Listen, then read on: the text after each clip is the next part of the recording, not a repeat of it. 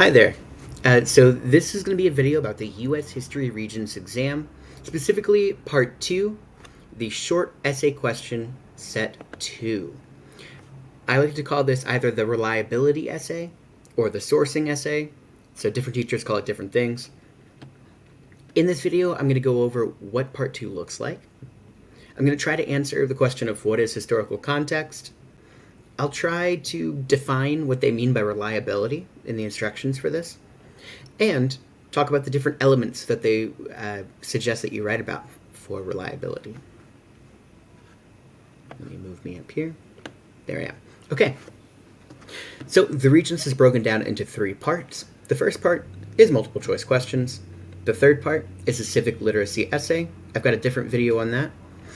And then the second part, part 2, is the short essay questions. So that's what I'm going to be focusing on here, specifically short essay question 2.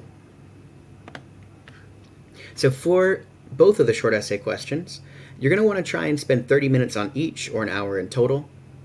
Each of them should be 2 to 3 paragraphs. I think you can do it in 2. And the first paragraph is always going to be historical context. So, what is historical context? Historical context, the simplest version of this, is it explains what led up to the event.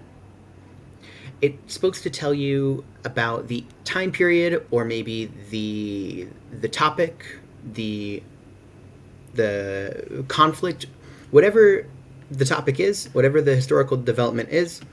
It's supposed to tell you how that came to be. I can't give you an exact list with checkboxes and everything for y'all to get all your points for historical context. It's going to be different depending on what the documents are, what the topic is.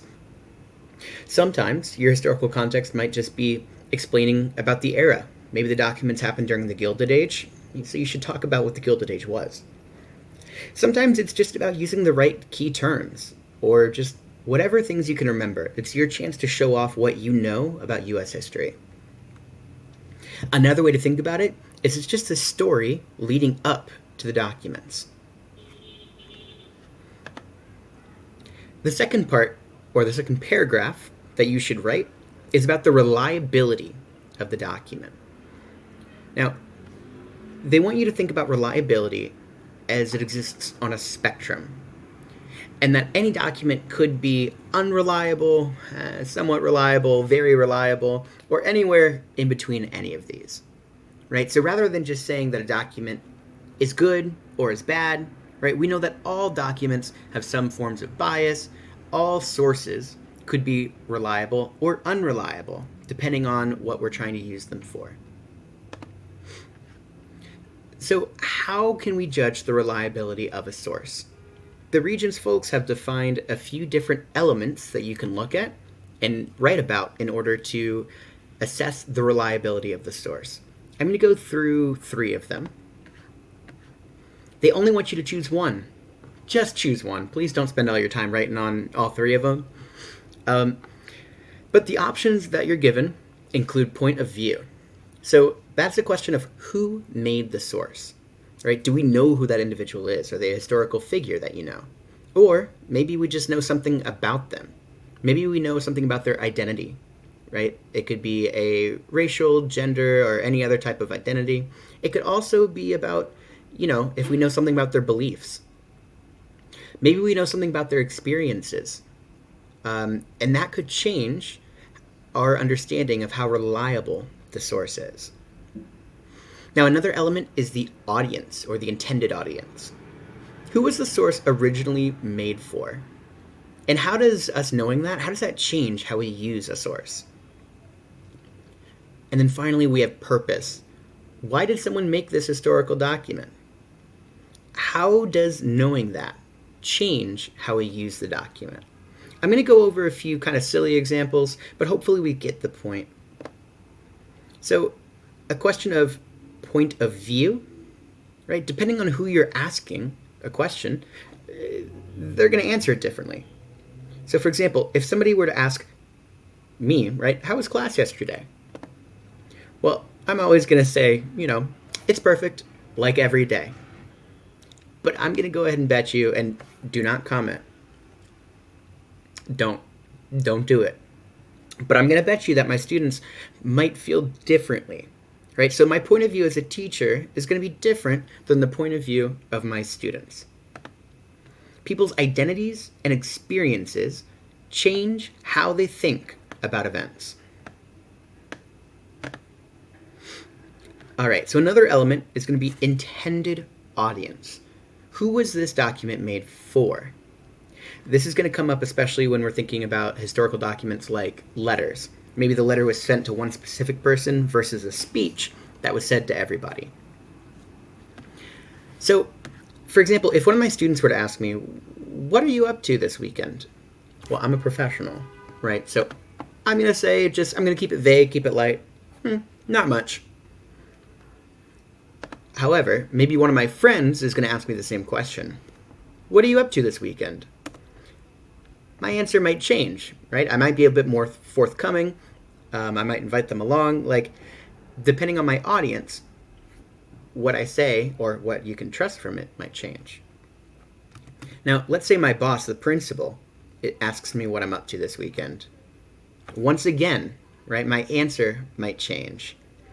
Now, none of these things are, I'm not saying that intended audience can be the difference between lying or telling the truth, but you might reveal more depending on who's listening. Okay. So our level of trust in a source, it could change depending on if we know who it's originally for. All right, the last thing I want to look at is purpose. Right? Why was this source made? So one example I can think of is if I'm scrolling on YouTube or TikTok or whatever else, and somebody's talking about their feelings on some particular product, right? And they love this product, My life has become so much better because I made this purchase. It was so affordable, and I think everybody should buy this thing and click this link in my bio for a code to get some money off, right? So when you look at a sponsored post, now it doesn't mean that that's a lie, right? But you realize there might be another purpose behind it that changes how much we trust the source, how reliable it is. Some other examples of purpose, besides just making money, could just be to inform, right? That's hopefully what I'm trying to do. It could be to persuade someone, to try and push them to your side. It could be to make somebody scared, right? It could be propaganda. It could be, the purpose could be, really there's a lot, right? But a newspaper, whenever we talk about yellow journalism, that's going to be an example of where you'd think it would be to inform, but in fact, the purpose is to make money. So all of these examples are just to say that our level of trust or the level of reliability in a source can change based on what that person intended. So just to recap, the Regents short essay question set 2, you really just need 2 paragraphs. And that first paragraph is always going to be historical context. That second paragraph should start out with some claim about the reliability of a source based on audience or point of view or purpose. Now, they also bring up a term bias.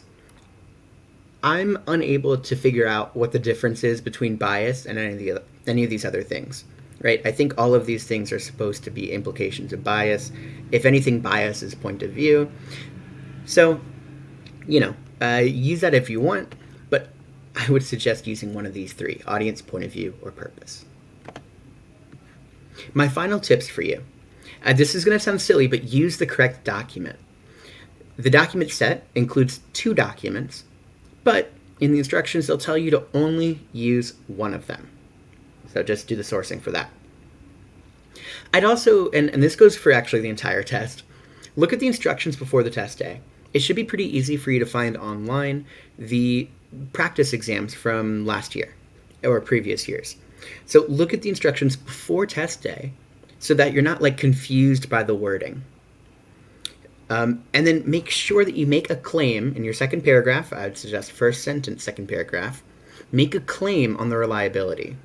it doesn't really matter what language you use. But if you're looking for like some samples, you could say document 1 is somewhat reliable because the point of view is from somebody who wasn't fully there at the event, whatever. You could say that it's extremely reliable. You could say it's unreliable. Whatever you want to say on that spectrum, but make a claim about the reliability and use one of those terms: audience, point of view, or purpose. All right, well, I hope this was helpful. I think this exam is kind of needlessly confusing, and my hope is that this breakdown of the instructions and kind of getting into the mindset of how people who grade it are looking at it, I really hope that this is helpful. If you've got questions, you can try and comment. I'll do my best to get back to you. But yeah, best of luck, y'all. I think we can beat this thing. I really should have figured out by now how to end the video.